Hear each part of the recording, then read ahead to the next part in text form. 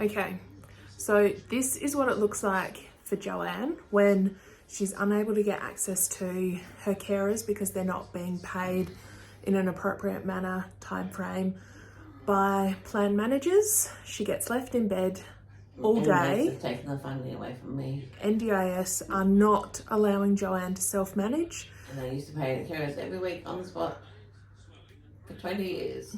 Carers are not turning up because they're not getting paid in the same way. I've had carers ask me to pay them directly, and that is not okay.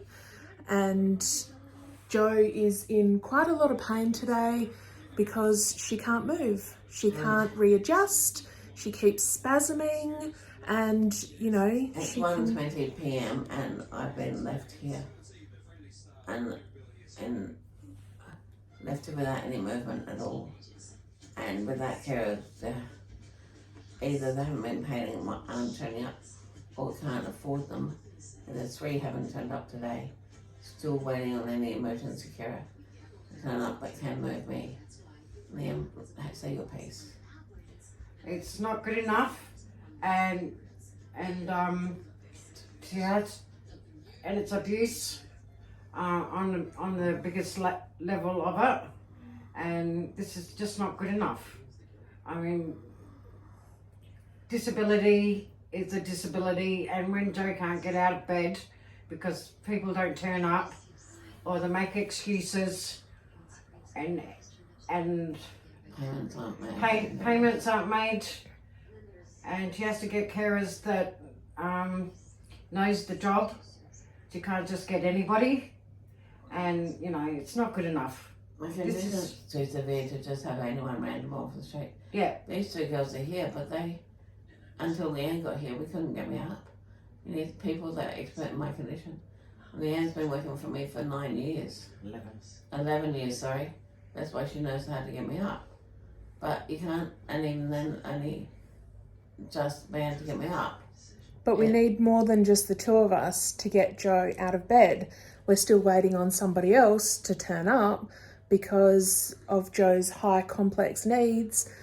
2 people, even though that is technically compliant to use a lifter for manual handling purposes in the eyes of the NDIS and everything, it's actually unsafe for Jo to be only 2 people getting her out of bed. And all of this just because of some technical paperwork where they got my wrong postal address for information they needed, and they're waiting on processing. It's ridiculous. Nothing was wrong with the care or anything. It was working, and every week I pay the carers Wednesday or Thursday, every single week, and maybe a day late.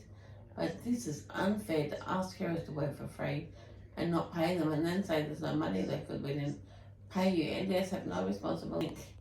We're just having to find ways to pay money from $100. There's no paper money for gloves. There's no money for consumables. There's no money for physios aren't being paid. I can't get physio. This is ridiculous. Access cabs for appointments. It's just way over the top. You need to buckle down and do the right thing. And the ministers need to get involved and get them responsible. So Jo is in more pain now than when she was when she first came out of hospital after she broke both of her legs, because she's unable to get access to chiropractics, neurophysio, or attend her other appointments, which help manage her pain levels because of what's been going on.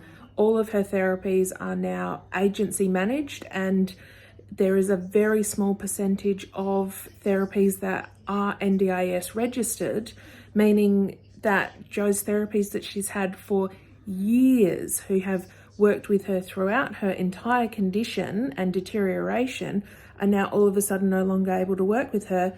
And so if we were to engage new therapies, there would be a 3-month or more wait list. And I've been screaming in pain on the way to bed with my skin so damaged and so hypersensitive, and my shoulders so locked up, and literally screaming the last 2 nights. We download the videos, it's the touch on my skin, and no matter how many painkillers I take, if I take too many, it can't be moved, I'm floppy. If I take too less, it can't be touched. It's getting worse and harder. So 2 people wouldn't be able to do it alone. Right now, I would just end up locked up straight and sliding off. So my question to you is have you had a shower today? Are you going to have a shower today? Because Jo hasn't had a shower today, and she won't get a shower today, primarily because there aren't the carers here to do it. And she can't go to the toilet. There's a lot of anxiety and body functions to do with Jo's condition and the way that she is functioning at the moment, meaning that she's been constipated. And so that is not okay. But the carers aren't able to do it and have to do it on bed. Jo has to toilet on the bed, and so how would you like to have to toilet in the bed and then stay in the bed with the same bed sheets all day? Like, I don't think that that's okay. So why is it okay for you to allow this to happen to someone? And how can someone live like this? And there was nothing wrong, and I don't want the only output is to leave here. Unacceptable. There was nothing wrong. All we need to do is go back to self-manage. We can manage what we have. The carers, they're just not being paid by the NDIS plan management system. And yet, if I was back able to pay the carers are there. All they need is payment, and they'll be here. They just can't work for free for weeks. So what does the NDIS want? Do you want Jo to be put into a nursing home?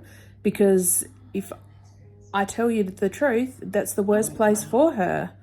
Because the last time she was in there, she was dragged along the floor. She was left hanging in a lifter when she had diarrhea, and she came out almost more battered and bruised than when she went in. And the lawyer had to get involved to try and get her out. And, you know, no one wants to use every available resource just to get basic civil human rights. So this is a matter for the press. Why they need to get involved to make NDIS responsible.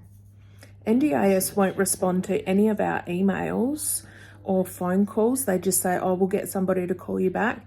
I'm still waiting for someone to respond to a phone call I made a month ago. Like, that's not okay. They posted the mail to the wrong address, and this is the consequence of that.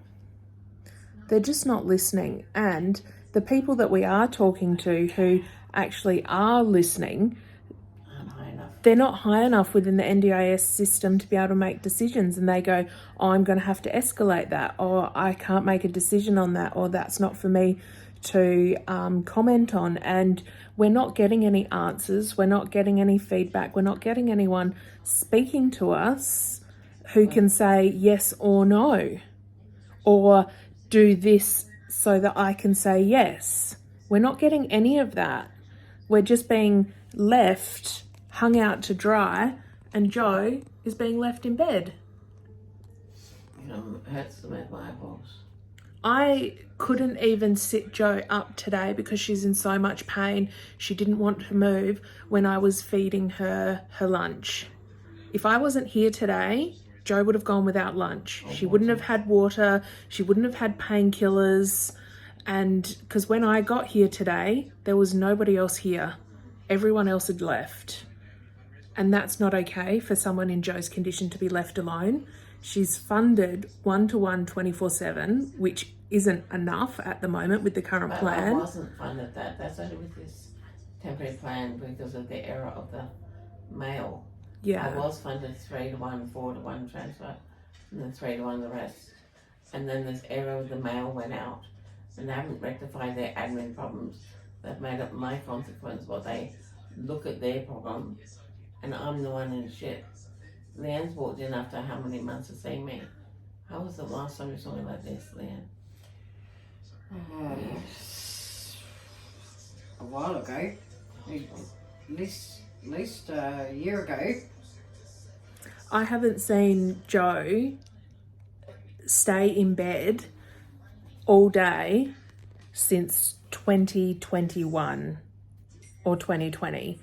And so, you know, and she was in bed all day at that point in time because she had just come out of hospital after breaking both of her legs. And even on those days where she spent a lot of time in bed, we still managed to get her out of bed, to have a shower or sit in a chair so that she could assist in getting her strength back. I can't move a fingertip. Everything is perfect. The pain is like a 15 out of 10, but I don't think people realise we're lying in bed for someone in my condition. It's not like luxurious. She can't move, she can't readjust. It's just painful. But the reason for the video is to expose how serious this is. And all it is the switch of a button to get the plan back to reinstated self-managed, so we can deal with the problem of paying the care and get it happen. I know it's a switch of a button. It's happened before, and it's just politics. And no one seems to take responsibility. And one person needs to take responsibility for current action, basic human rights. Lots of people say that your support workers become like family, but when the reality comes down to it, yeah, they may have a good time with you, but there are professional boundaries always in place. And as you can see here, they're not turning up because of those professional boundaries where they say, I can't work for free. So, you know, are they really like family if they won't turn up and they'll leave you in bed? No, these are paid professionals who know Joe's condition, who need to be paid to come to work. And the NDIS and the plan managers are just not listening and not responding. And they were being paid, not a problem, before this admin problem on NDIS behalf. The amount of hours Joe and her team spend on submitting invoices, making sure that they're 100% correct, and every person you speak to at the plan managers think that different things make them compliant, so people are having to change them all the time, and it's just so much more paperwork than what it was when Joe was doing it herself. It was 2 hours max a week for Joe, and if she couldn't get it all done, she had a bookkeeper do the rest. And right now, there are people spending 20 plus hours on it a week. And that is not including Joe's hours that she spends on it, which are not funded. And so she's actually spending more NDIS funds at the moment dealing with all of this than what she normally would have. And it's just not okay. And the reason for the video is to get someone to get NDIS to answer. We just want someone from the NDIS to answer us and to see what is happening so that we can change it back to self-managed funding. And then we can fix it's the problem. Absolutely essential that this happens, because we can fix this problem really quickly as soon as it is self-managed. Joe will not be staying in bed when she's self-managed. If Joe is not self-managed, there will be more and more occasions like this, and there will be more videos to come to show the systemic abuse that happens. Bed sores will be created by Joe staying in bed. Her movement should be stiff and sore. Heaps. That's what's happening. Heaps of pain, heaps of spasms, you name it. This is not right. This is a violation of human rights. And we need to fix this stuff for everyone to have a quality of life. It's just not good enough. Yeah. Please do something about it. All right. We're going to sign off this video now, but we need somebody to actually stand up and listen within the NDIS and make sure that something happens, because Joe cannot stand being in this situation any longer, and neither can I.